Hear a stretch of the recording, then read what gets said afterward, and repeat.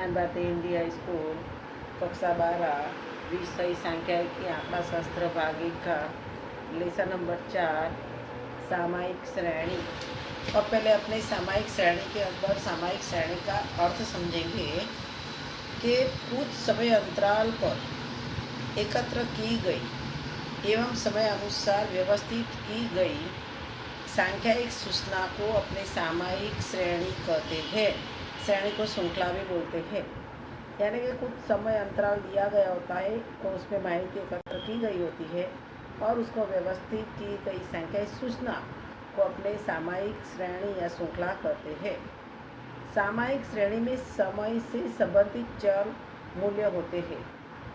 ऐसे चरों के दीर्घकालीन मूल्यों का अध्ययन किया जाता है तथा उसके द्वारा भविष्य में इन चरों का मूल्य क्या होगा उसका आकलन किया जाता है। ऐसे आकलन भविष्य के आयोजन में अत्यंत उपयोगी सिद्ध होते हैं और ऐसे अनुमान भविष्य में आयोजन करने में अधिक उपयोगी भी होता है।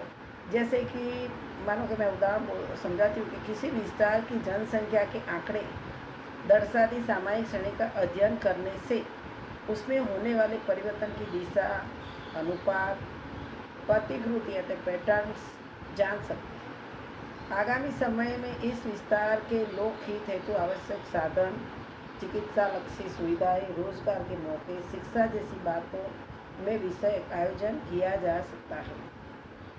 विविध कंपनियों के शेयर के मूल्य का सामायिक श्रेणी का अध्ययन करने से कौन से शेयर में कैसे परिवर्तन होंगे उसे जान सकते हैं और उसके आधार पर अपने विनियोगकर्ता शेयर की खरीदी या बिक्री का निर्णय ले सकते हैं। अलग अलग स्थानों का तथा उन समयों पर नापे गए तापमान और वर्षा के आंकड़ों से मौसम में वैश्विक स्तर पर कैसे परिवर्तन होंगे उसे प्रदर्शित किया जा सकता है। तो ये जो था सामायिक श्रेणी के उदाहरण के जो कोई भी कंपनी हो उसके शेयर में कितना मूल्य में कितना परिवर्तन होगा और कौन विनियोग करना चाहता है शेयर में, कितनी खरीदी और बिक्री का निर्णय लेना हो तो उसके आधार पर विविध समय आधार पर विविध कंपनियों के शेयर का मूल्य निश्चित किया जाता है। अब अपने सामायिक श्रेणी का महत्व समझेंगे। सामायिक श्रेणी का महत्व है कि सामायिक श्रेणी का महत्व कि सामायिक श्रेणी के अंदर अपने आधुनिक युग में व्यापार एवं धंधा के प्रवृत्तियों में बढ़ती अनिश्चितता के कारण सामायिक श्रेणी द्वारा एकत्र की गई सूचना अत्यंत महत्वपूर्ण होती है। अब उसका महत्व के अंदर भूतकाल की सूचना से श्रेणी के मूल्य में होते परिवर्तन की दिशा और प्रवाह जाना जा सकता है। यानी भूतकाल की सूचना से श्रेणी के मूल्य में जो भी होने वाले परिवर्तन की दिशा कैसी है, उसका प्रवाह कैसा है, उसके पैटर्न अपने जान सकते हैं। प्रतिकृति को अपने पैटर्न बोलते हैं। दूसरा कि श्रेणी के मूल्य में कितने अनुपात में परिवर्तन होता है उस पर से भविष्य में होने वाले परिवर्तन का आकलन किया जा सकता है। तीसरा है कि दो या अधिक उद्योगपति या सरकारी संस्थाओं द्वारा प्राप्त की गई सामायिक श्रेणी की सूचना का तुलनात्मक अध्ययन कर सकते हैं। यानी दो या दो से अधिक जो उद्योगपतियों के सरकारी संस्था द्वारा जो भी माहिती प्राप्त की गई हो अपने समय के आधार पर सामायिक श्रेणी समय के आधार पर उसकी सूचना का एक दूसरे के साथ तुलना करके अध्ययन कर सकते हैं। अब अपने सामायिक श्रेणी की परिभाषा। सामायिक श्रेणी की परिभाषा क्या है कि सामायिक श्रेणी इनकी परिभाषा निम्नानुसार दी है कि नियत समय में लिए गए अवलोकन के समूह को सामायिक श्रेणी कहते हैं। अपने नियत समय में लिए गए अवलोकन के समूह को, नियत समय अपने वर्ष दिया होगा 2000, 2001, 2002, 2003, तो अपने उसको समय मानेंगे टी लेंगे 2001, 2001 को 2, इस तरह से समय नियत समय में जो भी अवलोकन के समूह प्राप्त होता है उसे सामायिक श्रेणी कहते हैं। अब सामायिक श्रेणी के उपयोग के अंदर अपने समय के साथ बदलते सामायिक श्रेणी के चरों में आए परिवर्तन किसी एक विशेष कारण से नहीं होते। सामयिक श्रेणी का चर अनेक प्रभावित तत्वों के अधीन होता है। इन तत्वों का प्रभाव चरों पर होता है, जैसे कि थोक बाजार में गेहूं का मूल्य समय के साथ साथ बदलता है, जिसके अनेकों कारण हो सकता है। गेहूं का उस समय का उत्पादन, गेहूं की मांग, उत्पादित माल, बाजार तक लाने का खर्च इत्यादि, उनमें से प्रत्येक घटक अन्य तत्वों पर आधारित होती है। गेहूं के उत्पादन का प्रमाण और उस समय का मौसम, सिंचाई की सुविधा, समय उपयोगिता, बीज जैसे विविध बातों का प्रभाव होता है। यानी गेहूं की फसल के अंदर गेहूं का उत्पादन करते समय और उसका उत्पादन का प्रमाण कितना, समय उस समय पे मौसम का आधार कैसा था, सिंचाई की सुविधा कितनी प्राप्त होती थी और कौन से प्रकार का बीज उपयोगी में लिया, उस सब बातों का उसके ऊपर प्रभाव होता है। ऐसे तत्वों का प्रभाव सामयिक श्रेणी के चर मूल्य पर विविध प्रकार से होता है और उसके बारे में जिसका अपने अध्ययन करना आवश्यक होता है। अब सामयिक श्रेणी के इस प्रकार विवरण युक्त अध्ययन को सामयिक श्रेणी का विश्लेषण कहते हैं, जिन्हें दो सोपान में बांटा जाता है। एक तो सामयिक श्रेणी के चर को प्रभावित करते विविध तत्वों की पहचान करना, दूसरा विविध तत्वों को भिन्न भिन्न करके उसमें से दिए चर पर प्रत्येक के प्रभाव के प्रमाण को जानकर निश्चित करना। ये जो था सामयिक श्रृंखला का विश्लेषण, पेज नंबर 159 पे दिया हुआ है अधिक जानकारी। अब अपने उपयोगिता देखेंगे उसकी, कि उसका उपयोग के अंदर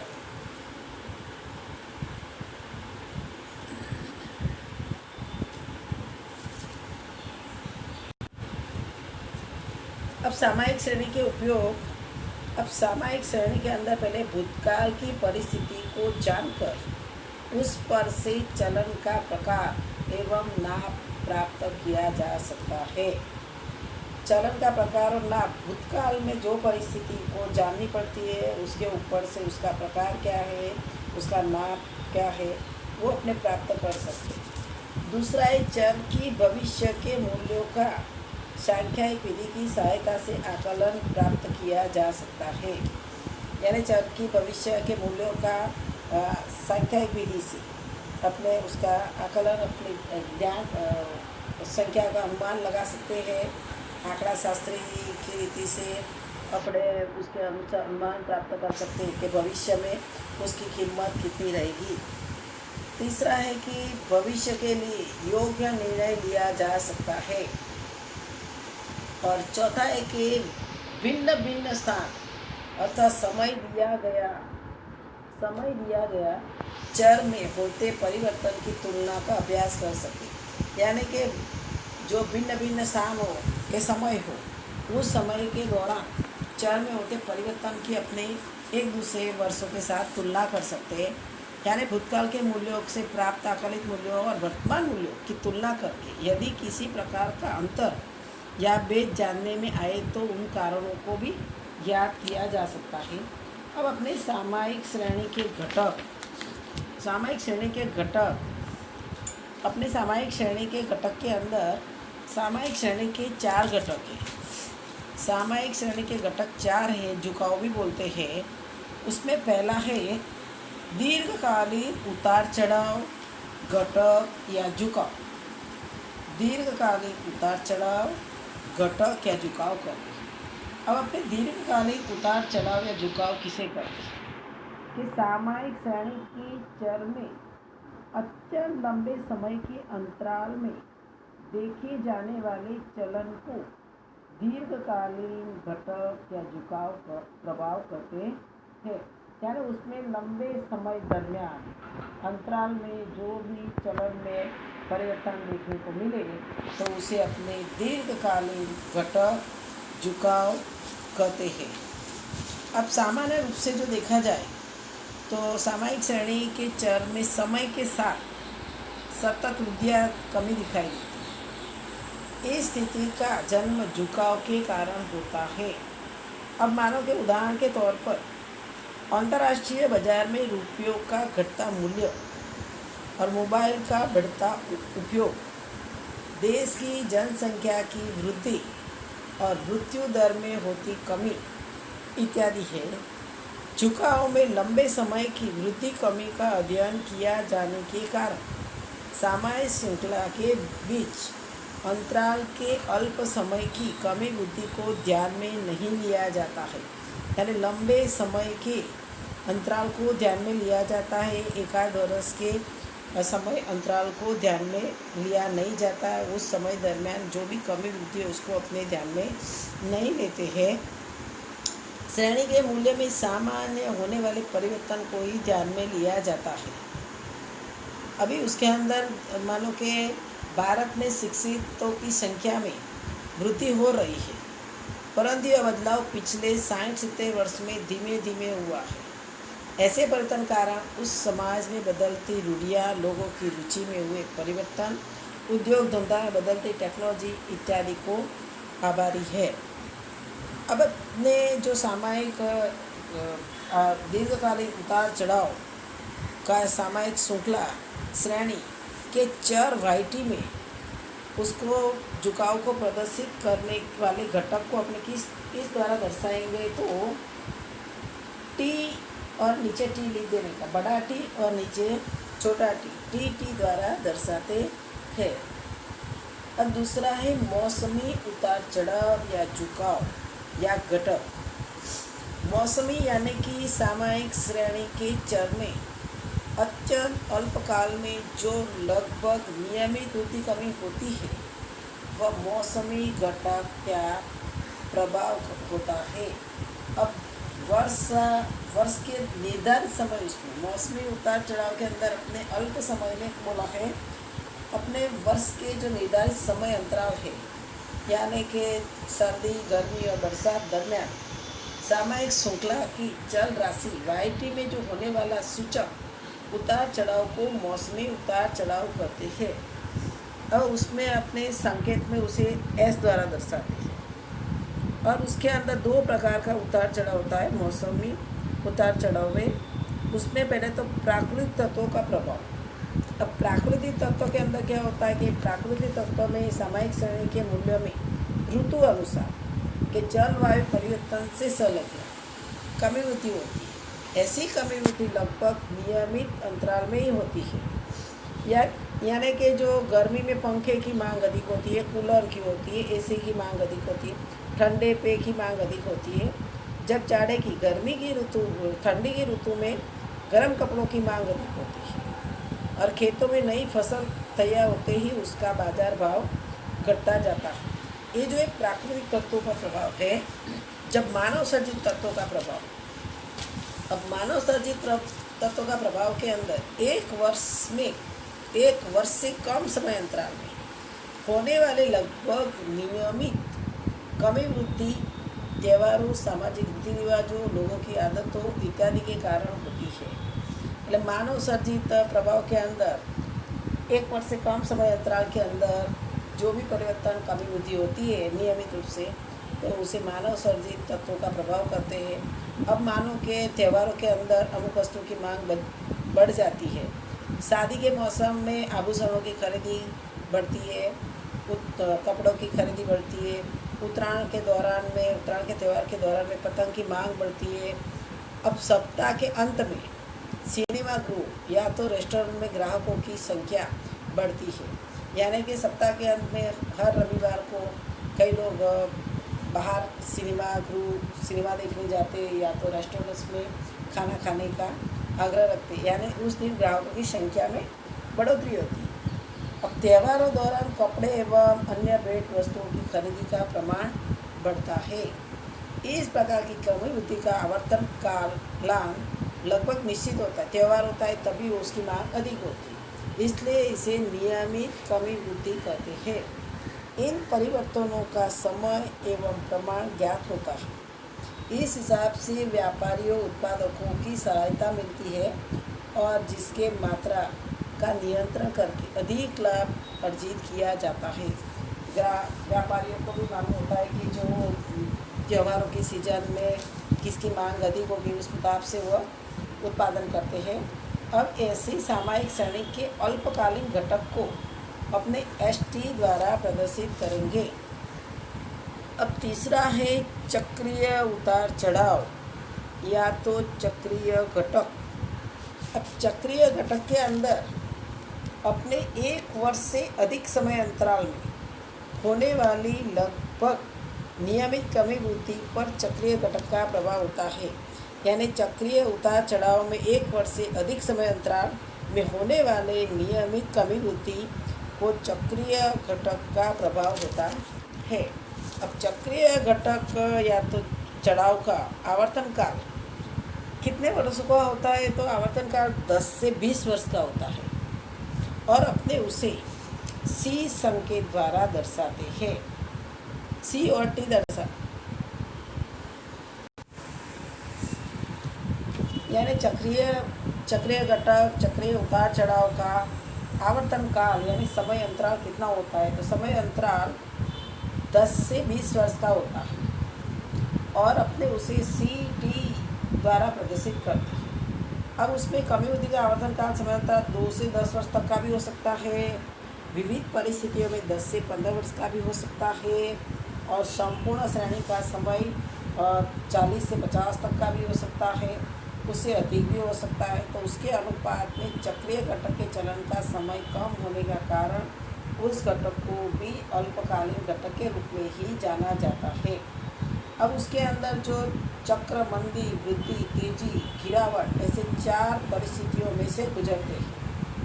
धंधा के प्रवृत्ति में जो आने वाली तेजी वृद्धि का चक्र चलता रहता है, उसके अंदर जो मंदी भी आ सकती है, वृद्धि भी हो सकती है, उसमें अधिक तेजी भी आ सकती है, कई बार गिरावट भी होती है।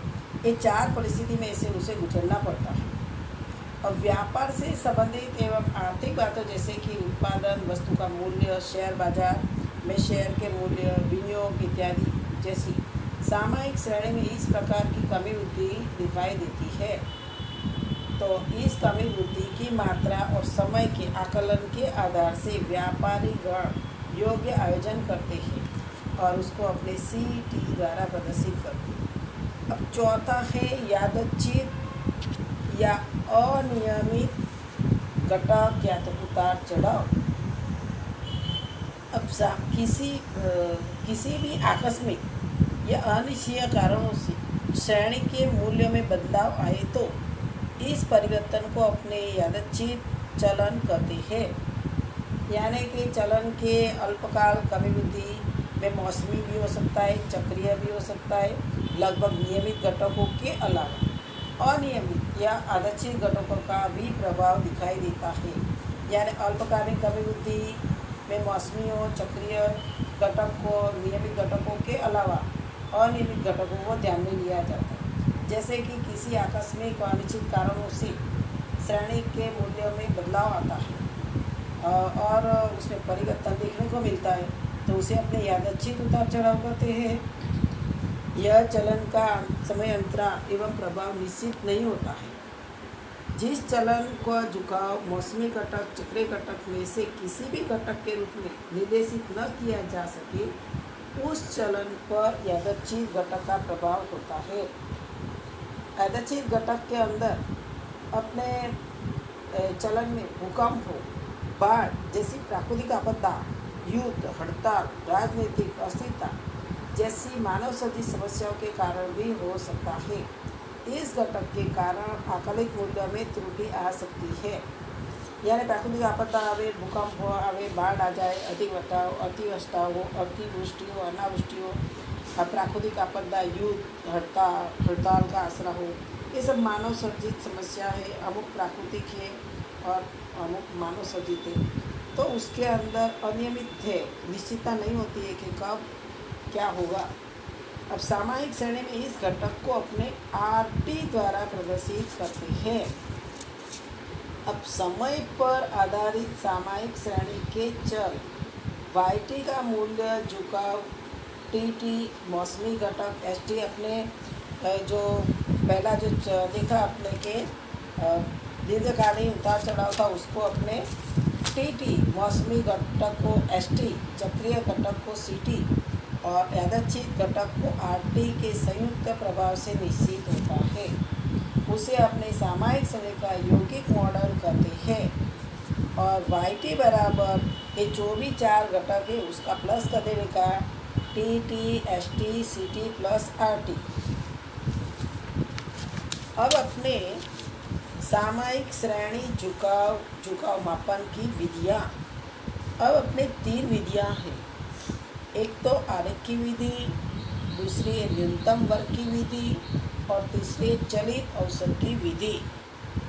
अब पहले अपने उसमें आरेख की विधि के बारे में जानेंगे। ज़्यादातर आलेख का सवाल पूछा जाता नहीं है, लेकिन उसको खाली समझने के लिए समझेंगे। अब अपने आरेख की विधि या झुकाव, आरेख की विधि यानी यह झुकाव ज्ञात करने की सबसे सरल विधि है।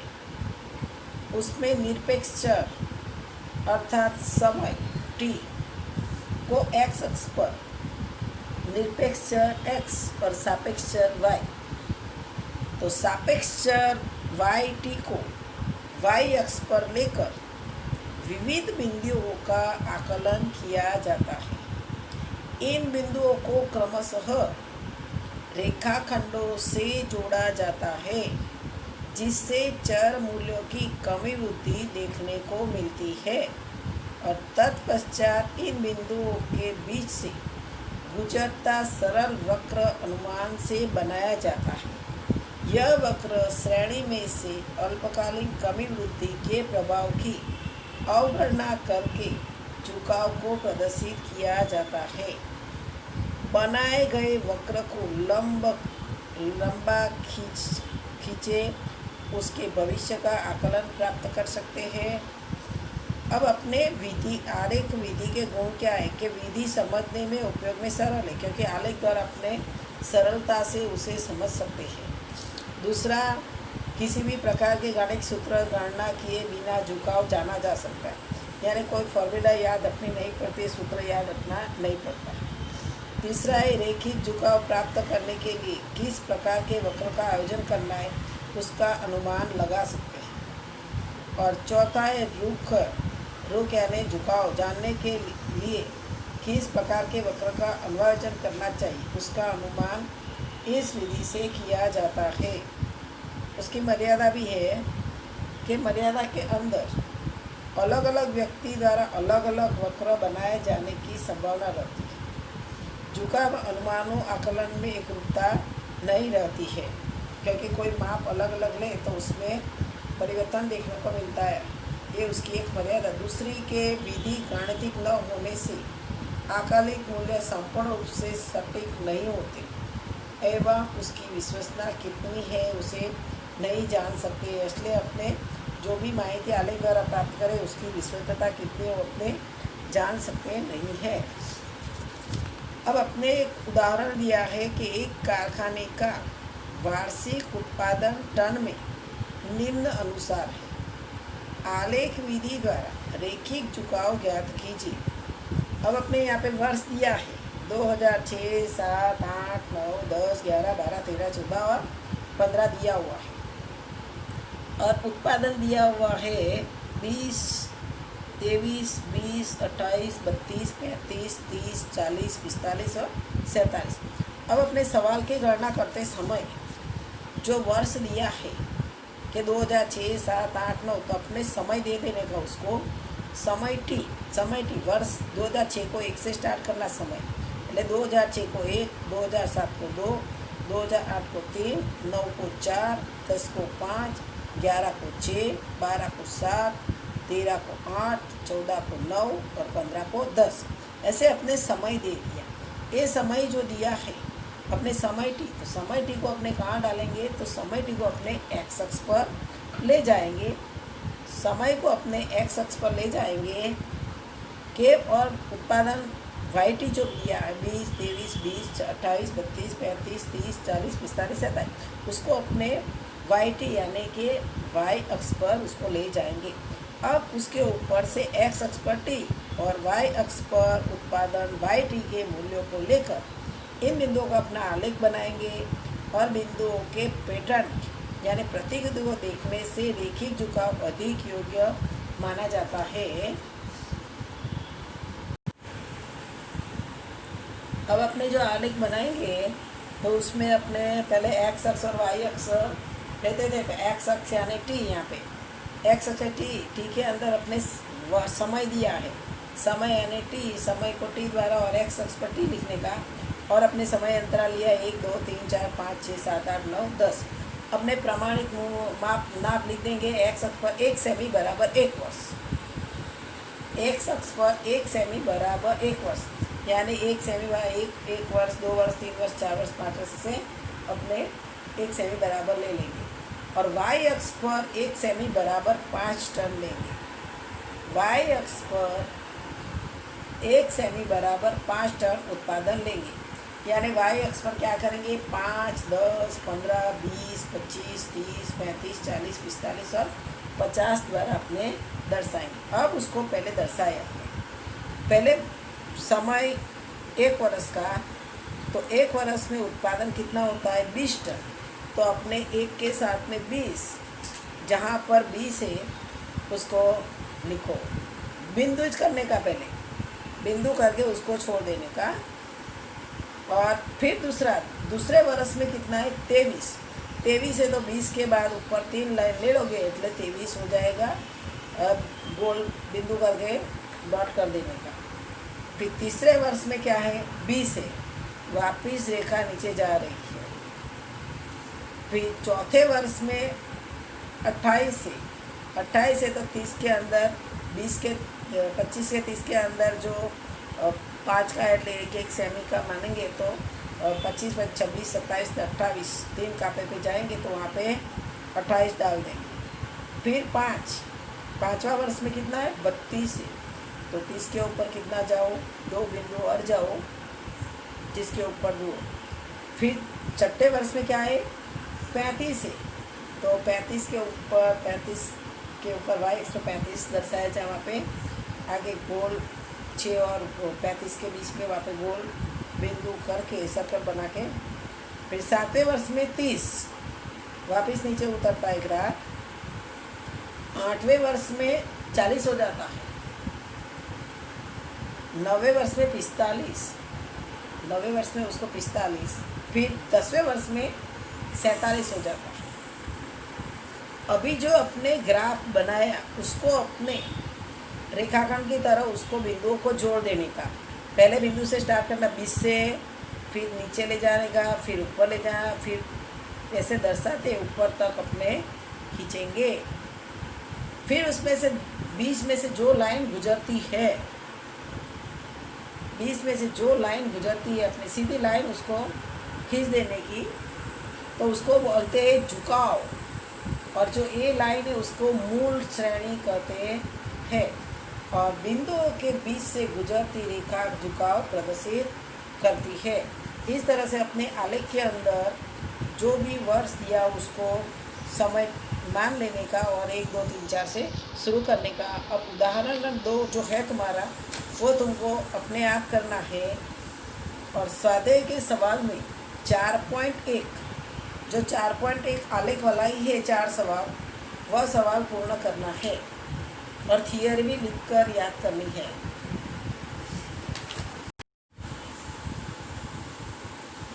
अब न्यूनतम वर्ग की विधि के बारे में समझेंगे। अपने आलेख की विधि की जो मर्यादा है उसमें गाणितिक विधियों का उपयोग नहीं होता है।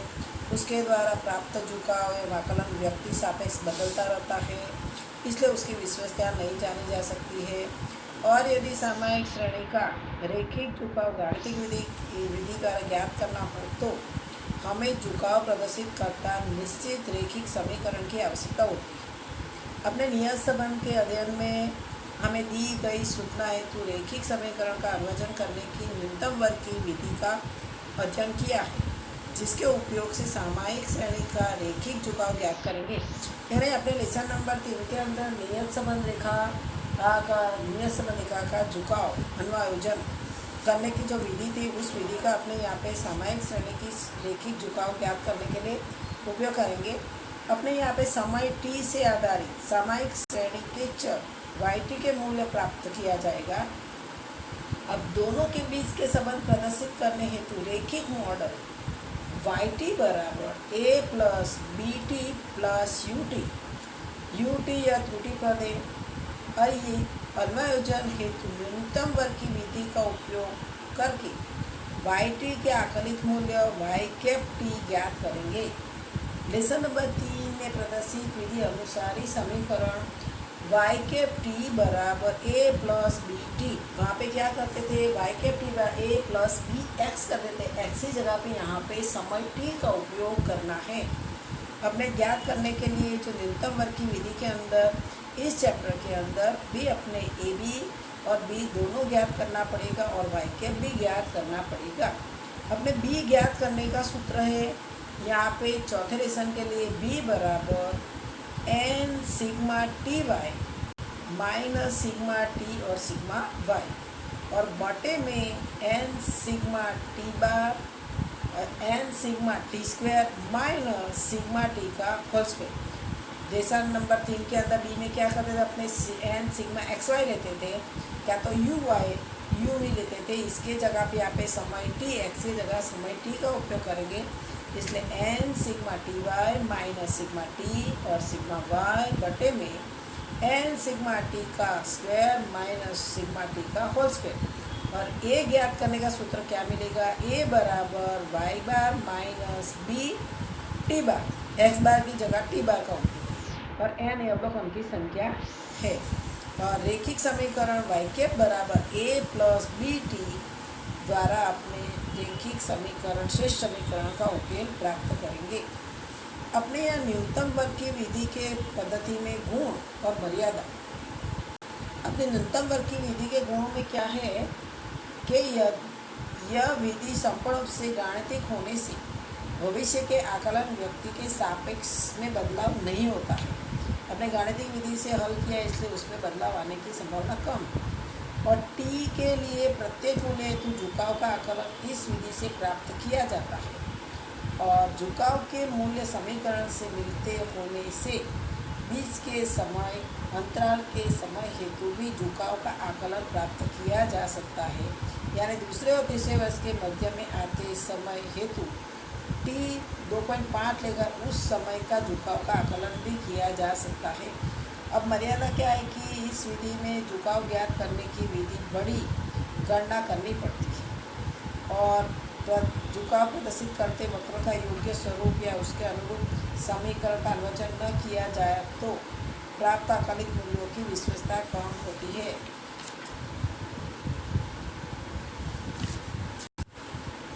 अब अपने उदाहरण नंबर 3 देखेंगे कि कंप्यूटर बनाने वाली एक कंपनी का लाभ लाख रुपयों में निम्नानुसार। इस सूचना से झुकाव के लिए न्यूनतम वर्ग की विधि से रेखिक समीकरण ज्ञात करके वर्ष 2017 के लाभ का आकलन कीजिए। अब यहाँ पे वर्ष दिया हुआ है, तुमको वर्ष दिया है 2011, 2012, 2013, 2014 और 2015। अपने लाभ दिया है लाख रुपयों में 31, 35, 39, 41 और 44। अब उसके ऊपर से अपने रेखिक समीकरण न्यूनतम वर्ग की विधि का उपयोग करना है। अपने वर्ष को वर्ष लिख देंगे 2011, 12, 13, 14, 15। उसके बाद में लाभ जो है लाभ को अपने वाई द्वारा दर्शाएंगे, लाभ को अपने वाई द्वारा दर्शाएंगे यानी 31, 35, 39, 41 और 44। अब ये लाभ का टोटल कर देंगे तो कितना होगा 190। अब अपने यहाँ पर जैसा नंबर 3 में अपने x बार ज्ञात करते थे, y बार ज्ञात करते थे, अपने यहाँ पे पहले y बार ज्ञात करें तो कितना आएगा, सिग्मा y कितना मिला अपने को 190। सिग्मा y अपने को 190 मिला और वर्ष कितने हैं 5 है, तो 190 को 5 से भाग देंगे। 190 को 5 से भाग देंगे तो कितना मिलेगा 38। अब अपने समय t दर्शाना, इस कोष्ठक यहाँ ध्यान रखना, y बनेगा फिर t यानी जो वर्ष 11 है उसको 1 नंबर, 12 को 2, 13 को 3, 14 को 4, 15 को 5। इस तरह से कि इकाई आएंगे 1, 2, 3, 4, 5 है, इसलिए नहीं कोई भी वर्ष हो, मानो कि 2000 भी हो तो भी उसको एक ही नंबर देने का, 2002 को 2 देने का, 3 को 4, 3 देने का 4, इस तरह से 1 से समय देना शुरू करने का। तो अपने 1 3 2 6 6 4 10 और 15, तो कुल टी मिला अपने को कितना 15। अब अपने एक्स बार की जगह अपने टी का उपयोग करते हैं, मतलब टी बार बराबर सिग्मा टी अपॉन एन। 15 को 5 से भाग दो, टी बार बराबर सिग्मा टी अपॉन एन। तो 15 अपने टी कितना मिला 15 मिला, उसको 5 से भाग दो, तो 15 को 5 से भाग देने में टी बार कितना मिलेगा 3 मिलेगा। अब अपने कोष्टक के अनुसार चौथा कोष्टक क्या बनेगा टी स्क्वायर। अपने पास में टी कितना 1 है, तो 1 का स्क्वायर 1, 2 का 4, 3 गुणा 3 9, 4 गुणा 4 16, 5 गुणा 5 25। तो अपने टी स्क्वायर कितना मिल गया, कुल टोटल करोगे 1 4 9 16 25, तो 55 मिलेगा। अब अपने क्या करना है, टी और वाई का गुणा करना है, यानी वाई और टी का तुम गुणा कर दो। 31 को 1 से गुणा करो तो 31, 35 को 2 से गुणा करो तो 70, 39 को 3 से गुणा करो 117, 41 को 4 से गुणा करो 164, 44 को 5 से गुणा करो 220। जो अपने टी वाई मिला कुल टोटल कर दोगे 31, 70, 117, 164, 220, तो कुल टोटल तुम्हारा हो जाएगा 602। अब अपने सवाल हल करेंगे। कोष्टक बनाए, कोष्टक बनाने में जब न्यूनतम वर्ग की विधि में हो तो इसका ही उपयोग करना है। टी कोष्टक क्या बनेगा, वर्ष वाई टी स्क्वायर और टी और वाई। अब पहले कौन सा संख्या ज्ञात करने की, बी ज्ञात करने। अब बी ज्ञात करने का सूत्र क्या है, बी बराबर N sigma T Y minus कोष्टक में सिग्मा टी और सिग्मा वाई बटे में N sigma T square minus T का होल स्क्वायर। अब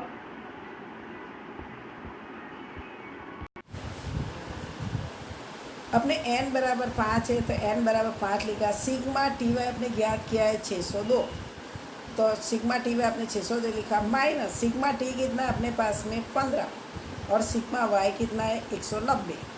अब बटे में क्या करेंगे, n बराबर 5, सिग्मा टी स्क्वायर कितना है 55 माइनस सिग्मा टी जो 15 है, तो 15 का स्क्वायर करो। अब तीसरा स्टेप करेंगे, 5 को 602 से गुणा करो। 5 को 602 से गुणा करेंगे 3010 आएगा, और 15 190 गुणा 15 करो तो 2850 आएगा। अब बटे में 5 को 55 से गुणा करो, 55 को 5 से गुणा करो तो 275, और 15 गुणा 15 करेंगे तो 225। अब चौथा स्टेप क्या करेंगे कि 3010 में से 2850 को माइनस करो तो कितना आएगा 160, और 275 में से 225 माइनस करो तो कितना आएगा 50। तो 160 को 50 से भाग देंगे तो 3.2 आएगा। ये जो मिला अपने को 3.2। अब अपने क्या दूसरा स्टेप ज्ञात करना है, तो ए ज्ञात करना है। तो ए बराबर Y bar minus B T बार। अपने वाई बार कितना दिया हुआ है 38, बी कितना ढूंढा 3.2, और टी बार कितना ढूंढा है 3। तो वाई बार बराबर 38 माइनस 3.2 गुणा 3। अब तीसरा स्टेप में 38 3.2 को 3 से गुणा करो तो 9.6, तो 38 में से 9.6 माइनस करने कितना आएगा 28.4। ये मिला आपको ए। और ए के बाद में अपने क्या ज्ञात करते हैं, वाई कैप ज्ञात करते हैं। वाई कैप बराबर ए प्लस बी टी। अपने पास में एक ही संख्या कितनी मिली 28.4, प्लस बी कितना मिला है 3.2, और टी।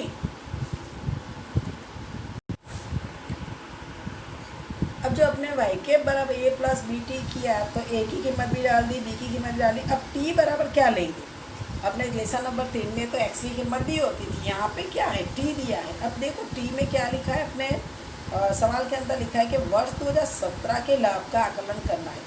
अपने 16 तक 2017, अपने वर्ष 2011 से 2015 तक दिया है। अपने 2015 तक दिया है तो उसको समय 5 दिया है, तो 2016 को अपने समय कौन सा जाता है, तो 16 का 6 जाता है, और 2017 का समय कितना जाता है 7 जाता है। तो अपने 2017 का आकलन करना है, इसलिए टी को 7 लेंगे। टी बराबर कितना लेंगे? 7 लेंगे। जो यहाँ अभी 16 दिया होता तो अपने टी बराबर 6 लेते, पर यहाँ पे 2017 बोला है इसलिए टी 7 लेंगे।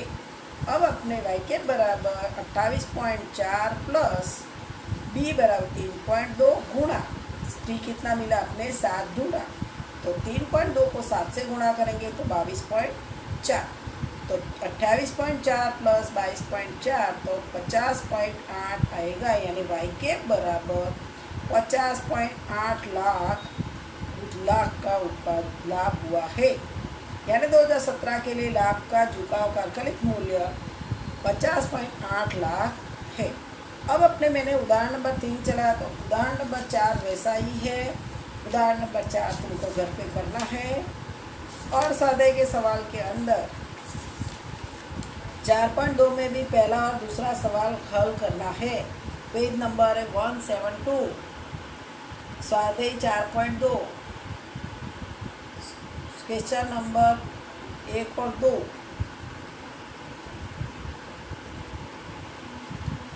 होमवर्क में करना।